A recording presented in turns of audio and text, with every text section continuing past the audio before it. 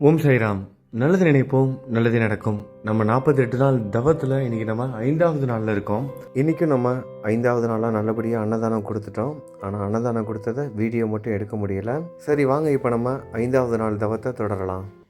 குரு சரித்திரம் பாராயணம் ரொம்ப நல்லபடியாக போயிட்டுருக்கு. உங்கள் எல்லாருக்கும் பிடிச்சிருக்குன்னு நினைக்கிறேன். நாமத்தாரகனாக இருந்து சித்தமுனிவர் கூறுற கதை எல்லாத்தையும் நம்ம கேட்டுகிட்டே வரோம். நேத்தி நாமத்தாரகன் தெரிஞ்சுக்கிட்டாரு. அதாவது நாமத்தாரகன் மூலமாக நம்ம தெரிஞ்சுக்கிட்டோம் ஆத்மலிங்கம் எப்படி கோகர்ண சேத்திரத்துக்கு வந்தது அப்படிங்கிறத தெரிஞ்சுக்கிட்ட நாமத்தாரகனுக்கு ஆர்வம் தாங்க முடியல. நம்மளை மாதிரியே அவர் மேலும் கோகர்ண சேத்திரத்தை பற்றி தெரிஞ்சுக்கணும் அப்படின்னு மிகவும் ஆவலாக என்ன பண்ணுறாரு, விருப்பத்தோட சித்தமுனிவர்கிட்ட கேட்குறாரு. எனக்கு கோகர்ண சேத்திரத்தோட மகிமையை நான் தெரிஞ்சுக்கணும்னு ரொம்ப ஆசைப்படுறேன், எனக்கு அதை பற்றி மேலும் சொல்லுங்க அப்படின்னு வேண்டி கேட்டுக்கிறாரு. அதற்காக சித்தமுனிவர் ஒரு சில சம்பவங்கள்லாம் சொல்கிறாரு. இப்போ நம்ம கேட்க போகிற ஒரு சில விஷயங்கள்னால ஆத்மலிங்கம் எவ்வளவு சிறந்தது. நம்ம கோவில் கோவிலாக அங்கே இங்கேன்னு தேடி என்னென்னமோலாம் செய்வோம். ஆனால் நம்மளோட பாவங்கள் தீராது, நம்மளோட கஷ்டங்கள் நீண்டு கொண்டே போகும். எப்பேற்பட்ட பாவமாக இருந்தாலும் போக்கும் வல்லமை கொண்டது தான் இந்த ஆத்மலிங்கம், அந்த கோகர்ண சேத்திரம். அதை தான் தெரிஞ்சுக்க போகிறேன் இன்னைக்கு. ரொம்ப ரொம்ப ஒரு முக்கியமான பதிவு, முழுவதுமாக கேளுங்க. மித்ரசகன் அப்படிங்கிற ஒரு அரசர் இருக்காரு. ரொம்ப நல்லவர், ரொம்ப நல்ல மனுஷன். எல்லாருக்கும் நல்லதை செய்கிறாரு, நல்ல குணங்களை கொண்டிருக்காரு, தர்மத்தை செய்கிறாரு, தர்மத்தின் வழியில் நாட்டை ஆட்சி புரிகிறாரு. அப்படிப்பட்ட மித்திரசகன் அரசன் ஒரு முறை வேட்டைக்கு காட்டுக்குள்ள போகும்போது ஒரு அசுரனை பார்க்குறாரு. அவனை கொன்றுறாரு. ஒரு அசுரனை கொன்னுறாரு. அந்த அசுரன் சாகுற தருவாயில் என்ன பண்றான், தன்னோட தம்பி பார்த்து இந்த அரசனை நீ எப்படியாவது பழிவாங்கு அப்படின்னு சொல்லிட்டு செத்துறாரு. சாகும்போது அந்த அரக்கன் என்ன பண்றான், அரக்கன் தன்னோட சகோதரன் கிட்ட எப்படியாவது இந்த அரசனை, என்ன கொன்ன இந்த அரசனை நீ எப்படியாவது பழி வாங்கணும் அப்படின்னு சத்தியம் வாங்கிட்டு செத்துறாரு. ஒரு அரக்கனோட தம்பி எப்படி இருப்பான், அவனும் அரக்கனாக தானே இருப்பான். அவன் என்ன பண்ணுறான், மாறு வேடத்தில் அந்த ராஜாவை போய் பார்க்குறான். அந்த அரசவையில் போய் பார்த்து நல்ல முறையில் பேசி நல்ல ஒரு மாதிரி நடித்து, அவர் நல்ல ஒரு ரூபத்தில் போகிறாரு. மாறு வேடத்தில் போய் நல்ல மாதிரி நடித்து என்ன பண்ணுறாரு, அந்த அரசவையிலே ஒரு வேலையும் வாங்கிடுறாரு. அந்த அரசன் தான் ரொம்ப நல்ல குணம் கொண்டவர், ரொம்ப இறக்க குணம் கொண்டவர், எல்லாருக்கும் உதவி செய்கிறவர். ஒரு நல்ல மனிதர் நம்மளை தேடி உதவின்னு கேட்டு வந்திருக்காரு. அவருக்கு ஏதாவது ஒரு வேலை கொடுக்கணுன்னு தன்னோட அரசவையில் ஒரு வேலையும் கொடுத்துறாரு. ஆனால் வந்திருக்கிறது அரக்கன்கிறது அந்த ராஜாவுக்கு தெரியாது. நாட்கள் மெல்ல மெல்ல அப்படியே கடந்து போயிட்டு இருக்கு. இவனும் நல்ல வேலை செஞ்சு நல்லவனா இருந்து இந்த அரக்கனும் என்ன பண்றான், ராஜா கிட்ட நல்ல பேர் வாங்கி உயர்ந்த பதவிகள்லாம் எடுத்துக்கிட்டு இருக்கான். ரொம்ப நம்பிக்கையான வேலை, முக்கியமான வேலையெல்லாம் ராஜா அந்த அரக்கனுக்கு கொடுக்கவும் ஆரம்பிச்சிட்டாரு. அந்த மாதிரி டைம்ல ராஜாவோட வீட்டில், அதாவது அந்த அரண்மனையில் ஒரு முக்கியமான ஒரு பூஜை நடக்குது. பெரியவர்களுக்கெல்லாம், அதாவது முன்னோர்களுக்கெல்லாம் பூஜை செய்கிற அந்த சிரார்த்தம், முன்னோர்களுக்கு செய்ய வேண்டிய அந்த கடமைகளுக்கான பூஜைகள்லாம் நடந்துகிட்டு இருக்கு. அந்த டைம்ல முக்கியமான முனிவர்கள் மகரிஷிகள் எல்லாம் கூப்பிடுவாங்க. அப்போ அங்கே மன்னர் என்ன பண்ணுறாரு, வசிஷ்டர் போன்ற முக்கியமான ரிஷிகள் எல்லாம் கூப்பிடுறாரு. எல்லாரும் வராங்க. அந்த விசேஷமும் நல்லபடியாக நடந்துகிட்டு இருக்கு. அப்படி நடந்துகிட்டு இருக்கும்போது அந்த விசேஷ நிகழ்ச்சிகளுக்கான முக்கியமான ஏற்பாடு என்னன்னா சாப்பாடு தான். எல்லாருக்கும் நல்லா கவனிக்கணும், மரியாதையாக இருக்கணும். ஏன்னா வந்திருக்கிறது எல்லாம் யாரு, முக்கியமான மகரிஷிகள், வசிஷ்டர் மாதிரி மகரிஷிலாம் வந்திருக்காங்க. அப்போ அவங்களுக்கு அந்த சாப்பாட்டில் எந்த ஒரு குறையும் வந்துடக்கூடாது. ஏதாவது ஒரு குறை ஏற்பட்டு இந்த மகரிஷிகளோட சாபத்துக்கோ பாவத்துக்கோ ஆளாகிடக்கூடாதுங்கிறதுக்காக என்ன பண்ணுறாரு, முக்கியமான அந்த ஒரு ஏற்பாடை அந்த அரக்கன் கிட்ட கொடுத்துறாரு. அரக்கன் தெரியாமல் என்ன பண்ணுறாரு, நல்லவன் நினச்சி நம்பி கொடுத்துறாரு. அந்த அரக்கன் என்ன பண்ணுறான், யாருக்கும் தெரியாமல் சாப்பாட்டில் மாமிசத்தை கலந்துடுறான், நான்வெஜ்ஜை கலந்து வச்சிடறான். வந்திருக்கிறது எல்லாம் மகரிஷிகள். இவன் என்ன பண்ணி வச்சிருக்கான், சாப்பாட்டில் நான்வெஜ்ஜை, மாமிசத்தை கலந்துறான். இது தெரியாம உணவும் பரிமாறப்படுகிறது. அந்த உணவை பரிமாறுறது ராஜாவே பரிமாறாரு. ஏன்னா மகரிஷிகள்லாம் வந்திருக்காங்க அப்படின்னு சொல்லிட்டு ராஜாவே பரிமாறுறாரு. அவர் கவனிக்காம பரிமாறுறாரு. ஆனா பார்த்தா சாப்பாட்டில் மாமிசம் இருக்கு, அதுவும் மனித மாமிசம். இந்த அரக்கன் என்ன வேலை செஞ்சு வச்சிருக்கான் பாருங்க, யாரையோ கொன்னு மனித மாமிசத்தை வச்சிருக்கான். மிகவும் தந்திரமா யாருக்குமே தெரியாம கலந்து வச்சுட்டான். இதை தெரியாத ராஜாவும் பரிமாறிட்டாரு. அங்க இருக்க முனிவர்கள் வசிஷ்டர்கள் எல்லாரும் உட்கார்ந்துருக்காங்க சாப்பாட்டுக்காக. மனித மாமிசத்தோட உணவுகள் பரிமாறப்படுகிறது. இந்த காட்சியை கண்ட வசிஷ்டருக்கு கோபம். எவ்வளவு ஒரு பெரிய பாவம். வசிஷ்ட முனிவருக்கு கோபத்தை கட்டுப்படுத்த முடியல. ஏன்னா எவ்வளவு பெரிய ஒரு அநியாயம் நடந்திருக்கு. அந்த ராஜாவை பார்த்து சொல்றாரு, நீ எனக்கு மிகப்பெரிய பாவம் பண்ணிட்ட, மனித மாமிசத்தை பரிமாறிட்ட, அதனால நீ பிரம்ம ராட்சசனாக பிறப்பாய். பிரம்ம ராட்சசன், அதாவது மனிதர்களை கொன்று திங்கும். நீ மனித மாமிசத்தை தானே எனக்கு வந்து படைச்ச, பரிமாறின, அதனால நீ மனித மாமிசத்தை தின்கும் ஈவு இரக்கமற்ற ஒரு பிரம்ம ராட்சசனாக பிறப்பாய் அப்படிங்கிற ஒரு சாபத்தை கொடுத்துறாரு. இதை பார்த்த ராஜா பயந்து போய் முனிவர்கிட்ட மன்றாடுறாரு மகரிஷி கிட்ட. மகரிஷி, எனக்கு வந்து இது எப்படி நடந்ததுன்னு தெரியாது, இதுக்கு எனக்கு எந்த பொறுப்பும் இல்லை, யாரோ செய்த தவறுக்கு நீங்க எனக்கு வந்து சாபம் கொடுக்குறீங்களே, இது வந்து நியாயமா அப்படின்னு சொல்லிட்டு என்ன பண்றாரு, என்னென்னமோ கேட்கிறாரு. இவர் வந்து மசீர பாடு இல்ல, வேற வழி இல்லாம அவர் தெரிஞ்சு போச்சு, சாபம் கொடுத்தா பழிச்சிடுங்கிறது தெரிஞ்சு போன ராஜாவுக்கு வந்து கோபம் வந்துருச்சுப்ப. ஏன்னா யாரோ செய்த தவறு, ராஜா வந்து தவறு செய்யல. இதுக்காக இந்த முனிவர் அவசரப்பட்டு இந்த மகரிஷி வசிஷ்டர் மகரிஷி என்ன பண்ணிட்டாரு, அவசரப்பட்டு நமக்கு சாபம் கொடுத்துட்டாரு, அதுவும் இப்படிப்பட்ட ஒரு சாபம் அப்படின்னு கோபப்பட்ட ராஜா என்ன பண்றாரு, கையில் இருந்த நீரை எடுத்து என்ன பண்றாரு, முனிவர் பக்கமாக திரும்பி முனிவருக்கு வந்து சாபம் அளிக்க முற்படுறாரு. முனிவருக்கு வந்து சாபம் கொடுக்கறதா இவர் வந்து அந்த முயற்சி செய்யும் போது அதை பார்த்த அவங்களோட மனைவி மதயந்தி, அவங்களும் வந்து நல்ல முறையில் ஆன்மீக முறையில் பயணம் செய்கிற ஒரு நல்ல ஒரு பெண்மணி. அந்த மதயந்தி அந்த ராஜாவோட மனைவி என்ன பண்றாங்க, தடுத்து நிப்பாட்டுறாங்க. குருவை, நீங்க வந்து சபிப்பது வந்து சரியாகாது, அது இப்ப நீங்க வாங்கின சாபத்தை விட மிகப்பெரிய ஒரு பாவமாயிரும், அதனால என்ன பண்றதுன்னு தெரியாம இப்படிப்பட்ட ஒரு இது செஞ்சிடாதீங்க அப்படின்னு சொல்லி தடுத்து நிப்பாட்டி இவர் என்ன பண்ற, கையில வேற தண்ணியை எடுத்துட்டாரு. சாபம் கொடுக்கறதுக்காக கையில வந்து தண்ணியை வந்து ஊத்திட்டாரு அந்த ராஜா. அப்ப அந்த சாப ஜலத்தை, அந்த சாப தண்ணீரை வேற எங்கும் ஊத்திடக்கூடாது, ஏன்னா அந்த சாப தண்ணியை வந்து வேற எங்கேயாவது ஊத்துறோம்னா அதனால ஏதாவது அபசகம்னா ஏதாவது நடக்கும் அப்படிங்கிறதுக்காக என்ன பண்றாங்க, அந்த சாப தண்ணீரை வாங்கி தன்னோட காலிலேயே அந்த மனைவி மதயந்தி வந்து ஊத்திக்கிறாங்க, ராஜாவோட மனைவி.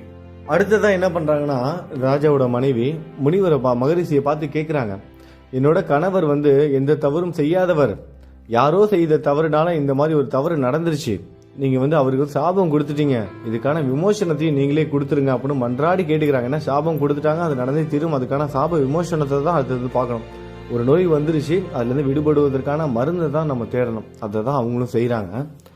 என்ன பண்றாங்க, கேட்கிறாங்க, மன்றாடி கேட்கிறாங்க.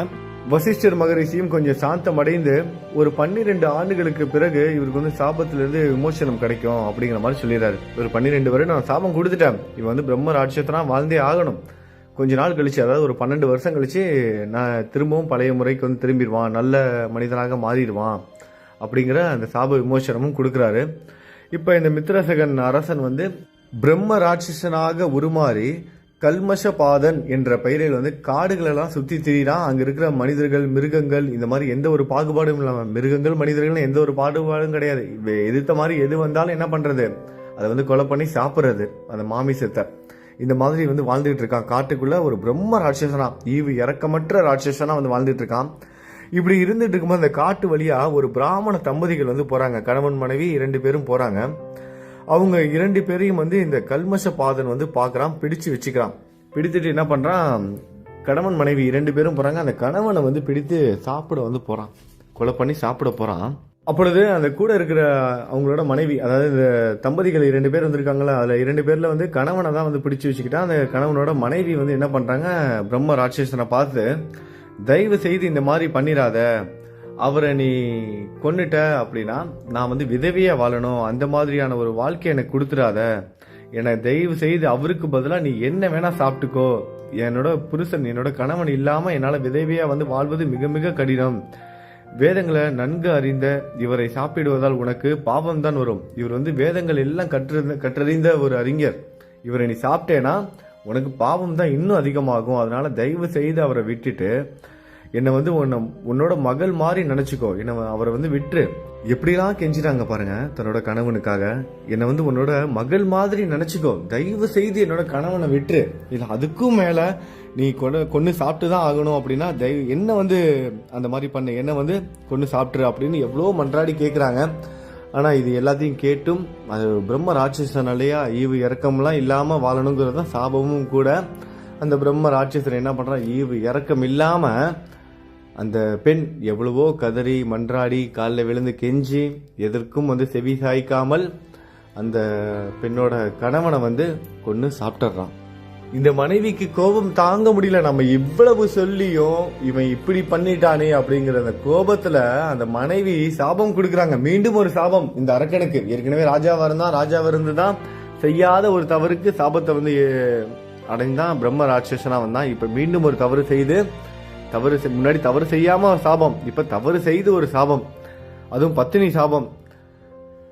ஒரு தம்பதியை நீ வந்து பிரிச்சுட்ட, அதனால இந்த ராட்சச சாபம், இப்ப நீ ராட்சசனா இருக்கல, இந்த சாபம் முடிஞ்சு உன்னோட நாட்டுக்கு போய் உன் மனைவி கூட நீ சேர்ந்த அப்படின்னா, அதாவது இந்த சாபம்லாம் முடிஞ்சு உன் நாட்டுக்கு போவேல, போனதுக்கு அப்புறம் உன்னோட மனைவியோட சேர்ந்து சந்தோஷமா வாழலான்னு நீ நினைக்கும் போது நீ வந்து இறந்துருவ. அதாவது சந்தோஷமா நீ உன் மனைவியோட வாழ முடியாது. உன் மனைவியோட சேர்ந்த அப்படின்னா உன் நாட்டுக்கு நீ போவ, உன்னோட சாபம்லாம் முடிஞ்சு உன்னோட நாட்டுக்கும் போயிடுவ.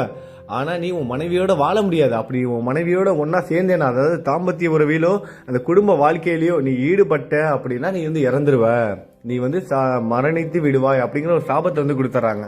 இந்த சாபத்துக்கு அப்புறம் நாட்கள் ஓடுது, ரொம்ப வேகமா போகுது. 12 வருடங்களும் முடியுது. இந்த பிரம்ம ராட்சசனோட சாபமும் நீர்ந்து அவன் தன்னோட நாட்டுக்கும் போறான். அவங்க அந்த ராஜாவோட மனைவி ரொம்ப சந்தோஷமா இருக்காங்க. தன்னோட கணவன் நம்ம கிட்ட திரும்பி வந்துட்டான் அப்படின்னு ரொம்ப சந்தோஷமா இருக்காங்க. அன்று இரவு வருது. அன்னைக்கு இரவு அவன் ராஜா சொல்றான் அந்த மனைவி கிட்ட, இந்த மாதிரி ஒரு பிராமண பெண்ணால எனக்கு இப்படி ஒரு சாபம் வந்துருச்சு. நான் வந்து அந்த பெண்ணோட கணவனை வந்து நான் வந்து கொன்னுட்டேன். இந்த மாதிரி ஒரு சாபம் கொடுத்துட்டாங்க. நீயும் நானும் வந்து ஒன்னா சேர்ந்தோம் அப்படின்னா நான் இறந்துடுவேன் அப்படின்னு சொல்லிட்டு ஆசையோடு நெருங்கி வந்த அவனோட மனைவியை வந்து தடுத்து நிப்பாட்டுறான். அதுக்கப்புறம் இந்த சாபம் தீர்வதற்காக புரோகிதர்கள், பெரியோர்கள் அவங்களோட ஆலோசனையின்படி பல வகையான விரதங்களை வந்து மேற்கொள்றான். 101 தீர்த்த யாத்திரைகளும் செய்யறான். இருந்தும் அந்த பிராமண பிசாசு, அதாவது அந்த மனைவியும் வந்து இறந்துட்டாங்க. அந்த மனைவியும் வந்து அந்த சாபம் கொடுத்த மனைவியும் வந்து இறந்துட்டாங்க. அந்த பிராமண பிசாசு அவனை தொடர்ந்து வந்து கொண்டே இருக்கு. அதாவது இந்த சாபம் தொடர்ந்து வந்துகிட்டே இருக்கு. அவன் செய்வது அறியாமல் தவித்து கொண்டிருந்த வேளையில் அவர்கள் கௌதம மகாமுனிவரை சந்திக்க நேரிட்டது. என்னென்னமோ செய்யறாங்க, தீர்த்த யாத்திரை போறாங்க, என்னென்னமோ யாகங்கள் அது இதுன்னு என்னென்னமோ செஞ்சு எந்த ஒரு பயனும் இல்ல. அந்த சாபம் துரத்திக்கிட்டே இருக்கு. பிராமண பிசாசு துரத்தி வந்துகிட்டே இருக்கு. என்ன பண்றதுன்னு தெரியாம இருக்கும்போது கௌதம மகாமுனிவரை சந்திக்க நேரிட்டது. அவரை சாஷ்டாங்கமாக வணங்கி அவருக்கு பாத பூஜை செய்து தனக்கு நேரிட்ட பிராமண பெண்ணின் சாபத்தை பற்றி கூறி துன்பத்திலிருந்து வெளிப்படுவதற்கு வழி கூறுங்கள் என்று வேண்டி கேட்டுக்கிறான். இதை கேட்ட கௌதம முனிவர் என்ன பண்றாரு, அந்த அரசனை பார்த்து சொல்றாரு, நீ பயப்படாத, எல்லா பாவங்களையும் தீர்க்கும் மகேசனின் கோகர்ண சேத்திரம் இருக்கிறது. இது கைலாயத்திற்கு சமமானது. அங்கு விசுவாமித்திரர் மற்றும் பல முனிவர்கள் தவம் செய்தார்கள். சகல தேவர்களும் அங்கு வந்து மகாபலேஸ்வரரை பூஜிப்பார்கள். அங்கே இருக்கும் நீரெல்லாம் புண்ணிய நீரே.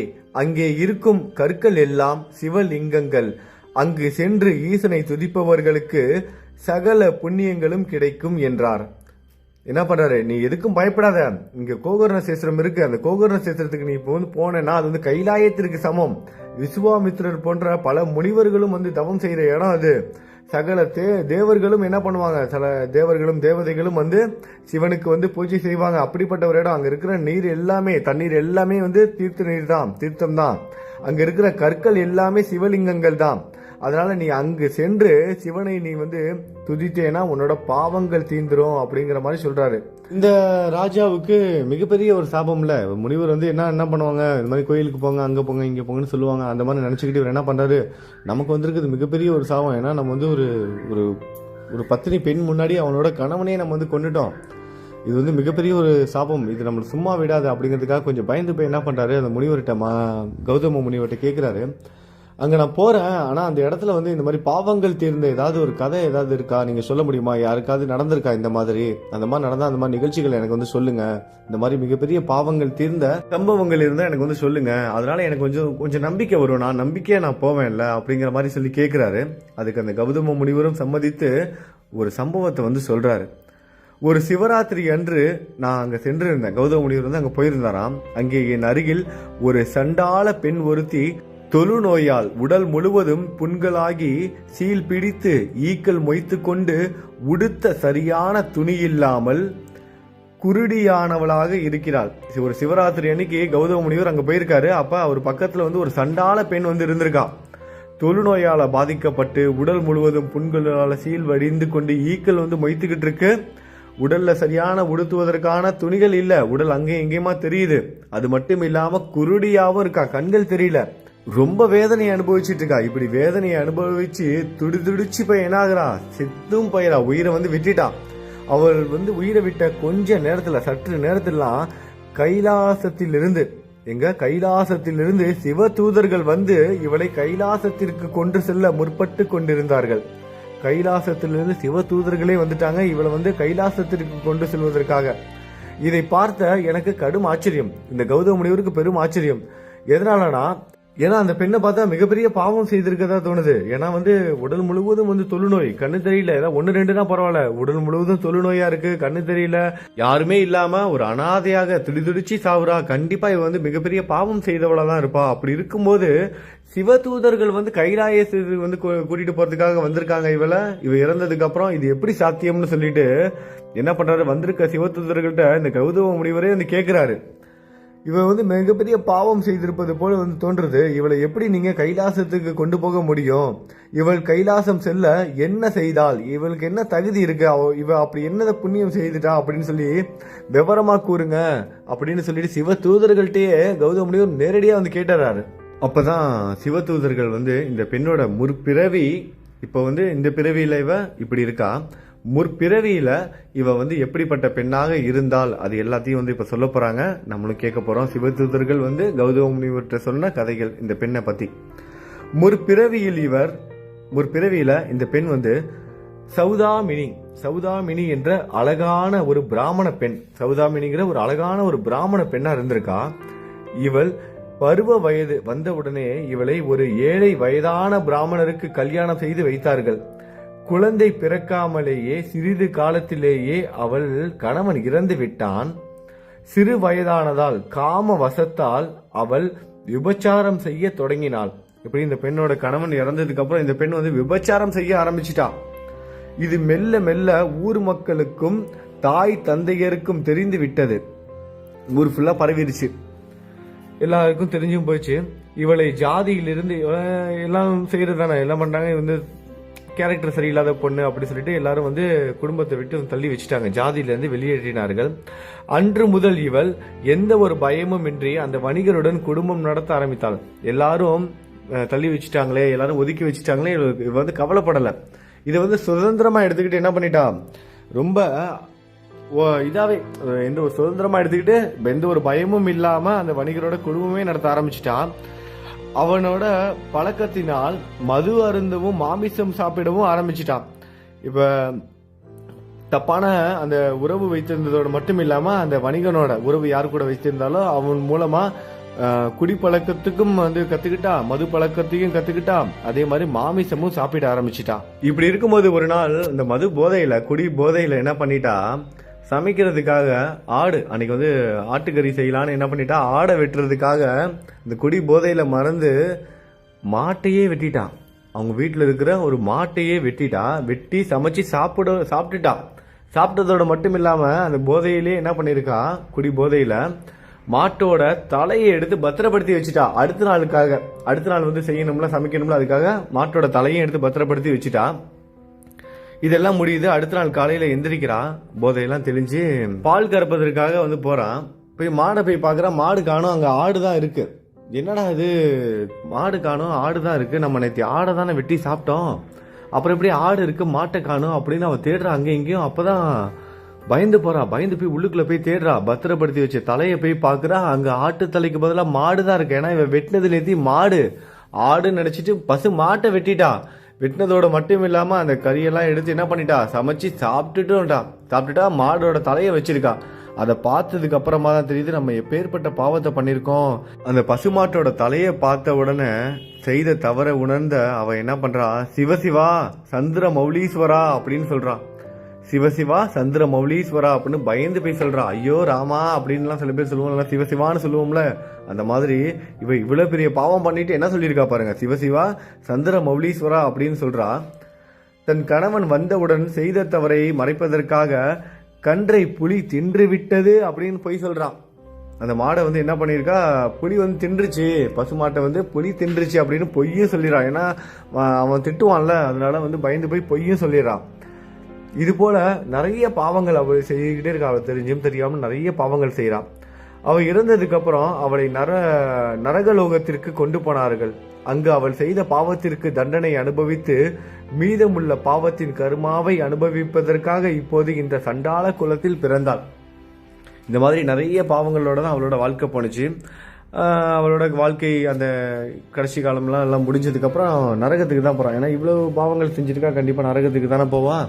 நரகத்துக்கு போயிட்டா, அங்கே போய் வாழ்ந்தும் அவளோட பாவங்கள் தீரலை. அதனால் மீதி இருக்க அந்த பாவ கர்மாக்களை திருப்பதற்காக இந்த சண்டாள குலத்தில் வந்து பிறக்கிறான். அதாவது இந்த தொழுநோயாளியாகவும் இந்த கண் தெரியாமல் இந்த மாதிரியா கஷ்டங்களெல்லாம் இவன் அனுபவிக்க மாதிரி ஒரு சூழ்நிலை வந்து உருவாகுது அந்த கர்மாவினால். அவள் முன் ஜென்மத்தின் செய்த பாவங்களுக்கு பிறவி குருடியாக பிறந்தாள். அவள் வந்து முன் ஜென்மத்தில் செய்த பாவங்களுக்கு பிறவி குருடியாக பிறந்தால் விபச்சாரம் செய்ததற்காக பிற்காலத்தில் தொழுநோய் பற்றி கொண்டது. சில நாட்கள் அவள் தாய் தந்தையர்கள் அவளை காப்பாற்றினார்கள். அவர்களும் இறந்து விட்டார்கள். பிறகு அவள் பிச்சை எடுத்து வாழ்ந்து கொண்டிருந்தாள். இப்படி இருக்கையில் அவளுக்கு வயது முதிர்ந்து விட்டது. இந்த பெண் வந்து இந்த மாதிரிலாம் பிறக்கும் போதே இந்த மாதிரி கண்ணு தெரியாமல் பிறகுறா. அப்புறம் தொழுநோய் வருது. கொஞ்ச நாள் அவங்களோட அம்மா அப்பா வந்து பார்த்துக்கிறாங்க. அவங்க அம்மா அப்பாவும் இறந்ததுக்கப்புறம் வந்து பிச்சை எடுத்து வாழ்ந்துகிட்டு இருக்கா. நாட்கள் அப்படியே வேகமாக போகுது. இந்த பெண்ணும் வந்து அந்த வயோதிக காலகட்டத்துக்கு வந்துட்டா.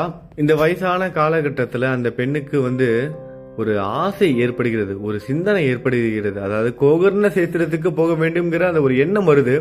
இந்த எண்ணம் வந்ததற்கான காரணம் என்ன அப்படின்னா, அந்த பெண் வந்து அந்த பசுமாட்டை வந்து கொன்னதுக்கு அப்புறம் சிவசிவா சந்திர மௌலீஸ்வரா அப்படின்னு அவளை தெரியாமே அந்த பயத்தினால சொன்னால, அந்த ஒரு நாம ஜபத்தினால், அந்த ஒரே ஒரு நாம ஜபத்தினால் இந்த ஒரு சிந்தனை ஏற்படுகிறது. அதாவது நம்ம தெரியாம செய்யற ஒரு சில நல்ல விஷயத்தினால நமக்கு ஒரு சில நல்ல சிந்தனைகளும் வரும். அந்த மாதிரி தான் இந்த பெண் தெரியாம செய்த அந்த நல்ல விஷயத்தால, அந்த நாம ஜபத்தால சிவசிவா சந்திர மௌலீஸ்வரா அப்படின்னு சொன்னதுனால ஒரு எண்ணம் வருது. நம்ம வந்து கோகர்ண சேத்திரத்துக்கு போகலாம், ஆத்மலிங்கம் இருக்கிற அந்த கோகர்ண சேத்திரத்துக்கு போகணும் அப்படிங்கிற ஒரு ஆசை வந்து உண்டாகுது. ஒரு நாள் அங்கே சிவராத்திரிக்காக அந்த ஊர் மக்கள் எல்லாம் கோகர்ண சேத்திரத்துக்கு வந்து போயிட்டு இருக்காங்க. அப்படி போகிறவங்களோட சேர்ந்து இவ்வளோ என்ன பண்ணுறான், அப்படியே பிச்சை கட்டிட்டு அப்படியே கூடயே சேர்ந்து அப்படியே பின்னாடி நடந்து எவ்வளோ வயசாகிடுச்சு, நடக்க முடியாமல் நடந்து போகிறான். எல்லாரும் சிவராத்திரி அன்னைக்கு அங்கே போயிடுறாங்க. அன்று சிவராத்திரி எல்லாரும் உண்ணாவிரதம் வந்து இருக்கிறாங்க. அதனால இவளுக்கு வந்து சாப்பிட்றதுக்கு வந்து ஒன்றும் கிடைக்கல. இவள் வந்து வயசாகிடுச்சு, கண்ணு தெரியாது, உடல் முழுவதும் இவ்வளோ மற்றவங்க மாதிரி விரதம் இருக்க முடியாது, உடல்நிலை ஒத்துக்காது, பசிக்கும், ஆனால் சாப்பிட முடியாது. எதனால அன்னைக்கு சிவராத்திரி அங்கே இருக்கவங்க யாரும் சாப்பிட மாட்டாங்க, சாப்பாடு கையில் வச்சிருக்கவும் மாட்டாங்க. அதனால இவளுக்கு பிச்சை எதுவும் கிடைக்கல, சாப்பிடாம உட்காந்துருக்கா. அப்படி இருக்கும்போது ஒருவர் மட்டும் என்ன பண்றாரு, பூஜைக்காக எடுத்து சென்று கொண்டிருந்த வில்வ இலைகளை அவளோட கையில வந்து போடுறாரு. இவன் வந்து பிச்சை வந்து கேட்டுட்டே இருக்கா, யாருமே போடல. ஒருத்தர் மட்டும் பூஜைக்காக என்ன பண்றாரு, வில்வ இலைகளை வந்து எடுத்துட்டு போறாரு. சிவபெருமானுக்கு பூஜை செய்வதற்காக வில்வ இலைகளை எடுத்துட்டு போயிட்டு இருக்கும்போது அந்த வில்வ இலையிலிருந்து ஒரு இலையை எடுத்து என்ன பண்றாரு, அந்த பிச்சை கேட்டுட்டு இருக்க அந்த பெண் கையில வந்து போடுறாரு. அந்த வயதான கிழவியோட கையில வந்து போடுறாரு. அவை சாப்பிடுவதற்கு உபயோகப்படாததால் அவற்றை வீசி எறிகிறான். இந்த பெண் என்ன பண்றா, பிச்சை கேட்டா இருந்தாலும் என்ன இலையை போட்டு தொட்டு பார்க்குறா, இலை வில்வ இலைன்னு தெரிஞ்சிருச்சு, இதை சாப்பிட முடியாது, இதை போய் போட்டுட்டு போறான் அப்படின்னு சொல்லிட்டு என்ன பண்றா, அந்த பெண் வந்து அந்த அவருக்கு கூட பிச்சையா போட்ட அந்த வில்வ இலையை வந்து தூக்கி எறிகிறா. அப்படி அவ தூக்கி எறிஞ்ச அந்த வில்வ இலை என்ன பண்ணுது, பக்கத்தில் இருக்க சிவலிங்கத்து மேலே போய் விழுகுது. அங்கே நிறைய சிவலிங்கங்கள்லாம் இருக்கும். அதில் இருக்க ஒரு சிவலிங்கத்து மேலே போயிட்டு விழுகுது. அவள் சிவலிங்கத்தை பூஜை செய்வது போல் ஆயிற்று. இவன் இந்த வில்வ இலையை தூக்கி போட்டது, அந்த வில்வ இலை சிவலிங்கத்து மேலே போய் விழுந்தது. என்ன ஆயிடுச்சுன்னா, இவன் சிவலிங்கத்துக்கு வந்து வில்வ இலையால் பூஜை செய்த மாதிரி ஆகிருச்சு. அது மட்டும் இல்லாமல் அன்னைக்கு சிவராத்திரினால அன்று முழுவதும் அவள் சாப்பிடாமே இருக்கா. அதனால உண்ணாவிரதம் செய்த புண்ணியமும் அவளுக்கு வந்து கிடைச்சிருச்சு. நல்லா கேட்டுங்க, அவள் வில்வ இலையை என்ன பண்ணுறா, தூக்கி தான் எறிகிறான். அவன் தூக்கி எறிஞ்ச வில்வ இலை சிவலிங்கத்து மேலே போய் விழுந்ததுனால சிவலிங்கத்துக்கு பூஜை செய்த கணக்கும் வந்துருச்சு. அன்னைக்கு இரவு முழுவதும் அவள் சாப்பிடாம இருந்தா. அதனால அவள் வந்து சிவராத்திரி அன்னைக்கு உண்ணாவிரதம் இருந்த புண்ணியமும் வந்து சேர்ந்துருச்சு. இது மட்டும் இல்லாமல் அன்று முழுவதும் அவள் சிவநாம சங்கீர்த்தனம் கேட்டுக்கொண்டே இருந்தாள்.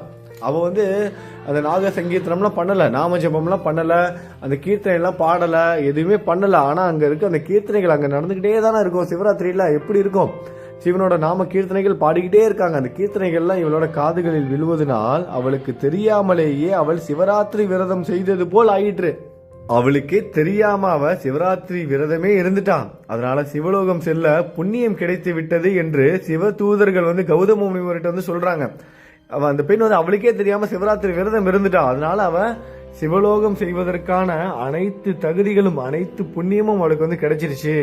அவள் மேல் புனித நீரை தெளிக்கிறாங்க. அந்த சிவலோகத்திலிருந்து வந்திருக்க அந்த சிவ தூதர்கள் என்ன பண்றாங்க, ஒரு புண்ணிய நீரை எடுத்து அந்த இறந்து கிடக்கிற அந்த பெண் மேல தெளிக்கிறாங்க.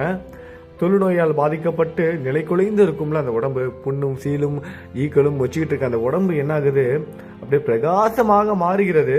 உடனே அவளை கைலாசம் கொண்டு செல்கிறார்கள். அவளை சுத்தப்படுத்தி என்ன பண்றாங்க, சிவதூதர்கள் கைலாசத்துக்கு கொண்டுட்டு போறாங்க. கௌதம முனிவர் இப்ப ராஜா கிட்ட சொல்றாரு, அவள் தன்னை அறியாமலேயே செய்த விரதத்திற்கு இவ்வளவு புண்ணியம் என்றால் நீங்கள் பக்தி பூர்வமாக செய்தால் அதன் புண்ணியம் சொல்ல முடியாது.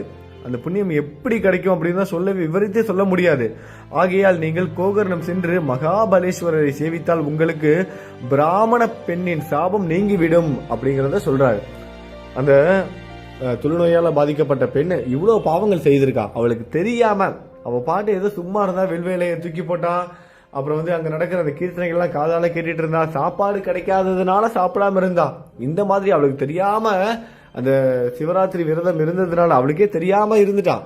அப்படி இருந்ததுக்கே அவளுக்கு சிவலோகம் செல்வதற்கான வாய்ப்பு கிடைச்சது. அவளோட பாவ கர்மாக்கள் அனைத்தும் நீங்கியது. ஆனா இது எல்லாத்தையும் தெரிஞ்சுக்கிட்டு நீங்க பக்தி பூர்வமாக உண்மையான பக்தியோடு நீங்க சிவனை சேவித்தீங்க, கோகர்ண சேத்திரம் போயிட்டு ஆத்மலிங்கத்தை சேவித்தீங்கன்னா கண்டிப்பா உங்களுக்கு இந்த பெண்ணோட பிராமண பெண்ணோட சாபம் தீந்துரும் அப்படின்னு சொல்றாரு. கௌதம முனிவர் மேலும் கோகர்ண சேத்திரத்தின் மகிமையை கூறினார். சிவ புண்ணிய தலங்களில் மேன்மையானது கோகர்ணம். இந்த ஸ்தலத்தை பார்த்து மற்றும் நினைத்து விட்டால் எல்லா பாவங்களும் தீர்ந்துவிடும். ஒரு சில நண்பர்கள் இந்த மாதிரி புண்ணிய ஸ்தலங்களுக்கு போக முடியலையே அப்படின்னு சொல்லிட்டு வருத்தப்படவே தேவையில்லை. மனதால நினைங்க, குரு அற்புதமானவர். உங்களை அப்படியே கற்பனையிலே கூட்டிட்டு போயிடுவாரு. அது ரொம்ப கற்பனைக்கு அப்பாற்பட்டு இருக்கும். அந்த உணர்வு உங்களுக்கு கிடைக்கும். இந்த கதைகள்லாம் கேட்கும் போதே நீங்க கோகர்ண சேத்திரத்தை உணர்ந்து இருப்பீங்க. நான் ஏற்கனவே போயிட்டு வந்துட்டேன், ஒரு வாட்டி வீடியோ போட்டிருக்கேன். திரும்ப ஒரு முறை கண்டிப்பா நான் போறேன். முடிஞ்ச அந்த குரு சரித்திரம் முடியறதுக்குள்ளயோ இல்ல முடிஞ்சதுக்கு அப்புறமா கூடிய சீக்கிரம் நான் உங்களுக்கு கோகர்ண சேத்திரத்தை கூட்டிட்டு போய் காமிக்கிறேன். நீங்களும் ஆத்மார்த்தமா வரலாம். முடிகிறவங்க போயிட்டு வாங்க, வாய்ப்பு கிடைக்கிறவங்க போயிட்டு வாங்க. முனிவர் சொல்றாரு, இந்த ஸ்தலத்தை பார்த்து மற்றும் நினைத்து விட்டால், பார்க்கிறது அப்புறம் நினைக்கிறது, இப்படி நினைச்சாலே எல்லா பாவங்களும் தீர்ந்துரும். இங்கு இந்திராதி தேவர்கள் எல்லாம் தவம் புரிந்து சிவனுடைய அருளினால் தாங்கள் விரும்பியதை பெற்றுவிட்டார்கள்.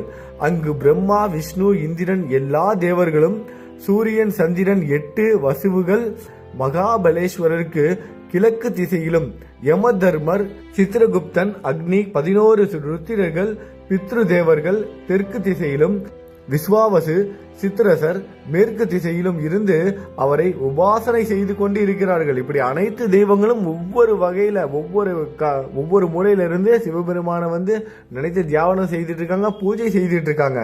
இது மட்டுமல்லாமல் கசியபர், அத்ரி, வசிஷ்டர், கண்வர் முதலிய முனிவர்கள் கிருத யுகத்திலும், விஸ்வாமித்திரர், ஜபாலி, பரத்வாஜர் முதலான மகரிஷிகள், சனகநந்தர், நாரதர், சித்தர்கள், முனிவர்கள், யதிகள் எல்லா வேளைகளிலும் அவரை வழிபட்டு கொண்டிருப்பார்கள். ராவணன் முதலான அரக்கர்களும் இங்கு தவம் புரிந்து வரங்களை பெற்றார்கள். இங்கு செய்யும் தவம் ஆன்மீக பயிற்சி பல மடங்கு நல்ல பலன்களை அளிக்கும் என்று கூறினார். கௌதம முனிவரிடம் அனுமதி பெற்று மித்ரசகன் தன் மனைவியுடன் கோகர்ணம் சென்று மகாபலேஸ்வரரை சேவித்து சாபத்திலிருந்து விடுதலை பெற்றான். கௌதம முனிவரிடம் அனுமதி பெற்று மித்ரசகன், அதாவது அந்த ராஜா, தன் மனைவியுடன் கோகர்ணம் சென்று மகாபலேஸ்வரரை, அதாவது கோகர்ண சேத்திரத்தில் உள்ள ஆத்மலிங்கத்தை சேவித்து பூஜை செய்து சாபத்திற்கு விடுதலை பெற்றான்.